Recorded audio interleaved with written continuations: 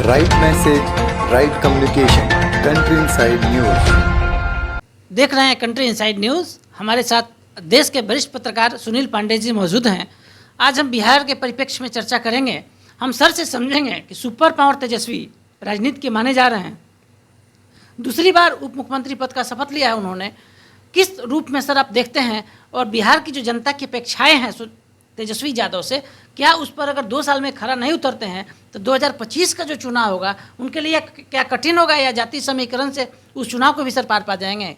Sir देखिए, तेजस्वी को खोने के लिए कुछ नहीं है, पाना ही है। अब कम उम्र में ये जिम्मेदारी दूसरी बार उनको मिली है। इनके पास चुनौती और साबित करने के लिए पर्वत के समान साहस जुटाना पड़ेगा, मेहनत करना पड़ेगा, ग्राउंड पे मेहनत करना पड़ेगा। ये चिकना चेहरा दिखाने से स्क्रीन पे काम नहीं चलने वाला है। आपको ज़मीन पे आना पड़ेगा। संख्या बल इनके साथ है, लालू जी की विरासत इनके साथ है। पारिवारिक समर्थन कितना मिलेगा ये डाउटफुल है, लेकिन परिवार में अभी सबसे आगे यही चल रहे हैं, क्योंकि अलिखित रूप से विरासत इन्हीं के पास है। रहा दूसरी तरफ कि नीतीश चाचा का आशीर्वाद मिल गया है। नीतीश खुलेआम अब इस बात को कह चुके हैं कि मेरा विरासत भी तेजस्वी संभालेंगे। मोटा मोटी संदेश यही है। तो जाहिर है तेजस्वी के लिए भविष्य उज्जवल है, लेकिन इस उज्जवल को काम के रूप में प्रदर्शित करना या साबित करना, प्रमाणित करना, ये बहुत बड़ी जिम्मेदारी है। जो रिसोर्स है बिहार के पास, उस रिसोर्स का प्रॉपर इस्तेमाल करके नौकरी देने की बात हो, रोजगार देने की बात है। अब ये सवाल उठने लगे। पिछले 2-3 दिन से पटना गर्म रहा, लाठियों से पीटा गया। वो वैसे अभ्यर्थी थे जो शिक्षक बनने के लिए संघर्ष कर रहे हैं। सारी काबिलियत है, लेकिन सरकार के पास शायद योजना और पैसे का अभाव है। तो इन सारे चीज़ों से इनको जूझना पड़ेगा। युवा हैं, युवा की पीड़ा को समझ सकते हैं। युवा का सबसे बड़ा सवाल भी भ्रष्टाचार से है। हर युवा परेशान है। वो जानता है कि भ्रष्टाचार के चलते देश हो या प्रदेश हो पिछड़ते जा रहा है। धन लोग इकट्ठे कर रहे हैं। अब धन की चर्चा करेंगे तो भ्रष्टाचार में तो खुद नीतीश तेजस्वी जी का परिवार फंसा हुआ है। लेकिन इस सारे चीज़ों को दरकिनार करते हुए इनके पास अभी 2.5-3 साल का समय है। लोकसभा कहें तो 2.5 साल, विधानसभा कहें तो 3-3.5 साल इनके पास मुकम्मल समय है अपने को प्रमाणित करने के लिए।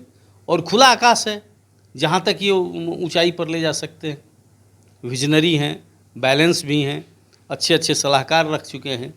तो उम्मीद करनी चाहिए बिहार के लोगों को कि बिहार का भविष्य तेजस्वी के भविष्य के साथ दोनों का निखार हो सकता है, दोनों में निखार आ सकता है। मैं निजी रूप से भी इस बात बहुत आशान्वित हूँ कि बढ़िया शासन प्रशासन दें, A to Z की पार्टी बनाएं, जैसा उन्होंने घोषणा किया है। सरकार बनाने में तो वो नहीं दिखा, लेकिन ठीक है, सरकार बनाना न बनाने, मंत्री बनाना न बनाना, कई और शर्तें भी ज़रूरी होती हैं, वो अलग मुद्दा है। लेकिन आने वाले समाज में जो दाग है इस पार्टी पर, इस परिवार पर, उसको धोने के लिए इनके पास काफ़ी समय है। उसको दुरुस्त करें। बिहार की जनता को और क्या चाहिए कि युवा नेतृत्व मिले, विजनरी हो, मेहनती हो, हाई फाई नहीं, ज़मीन पर काम हो। मेरा यही कहना है। सर, जब चुनाव हो रहा था, तेजस्वी, लालू प्रसाद यादव जेल में थे, तेजस्वी अकेले चुनाव लड़ रहे थे।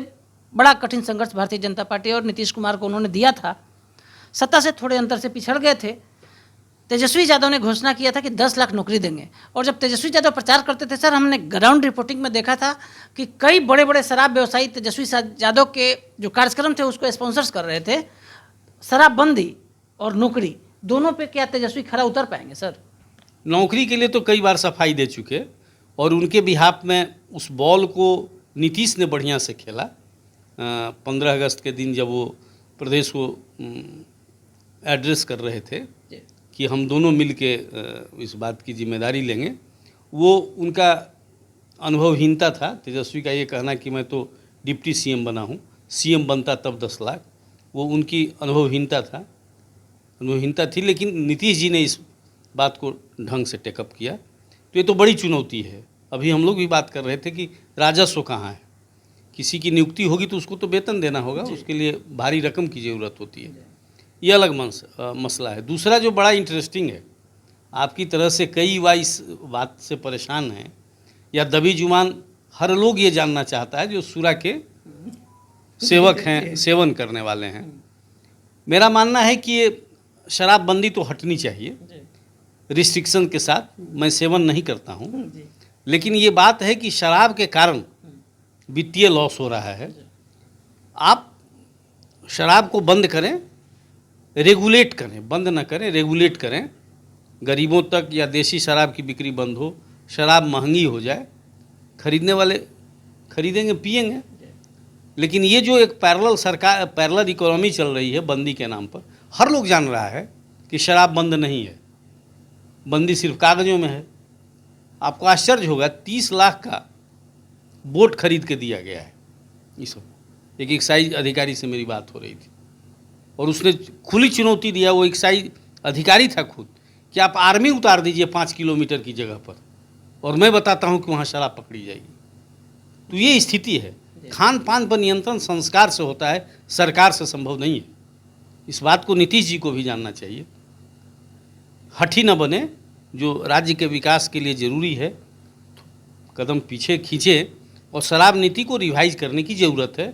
तेजस्वी इस मामले को यदि टैकल कर पाते हैं, अपने चाचा से करा लेते हैं, तो एक बड़ी उपलब्धि भी होगी।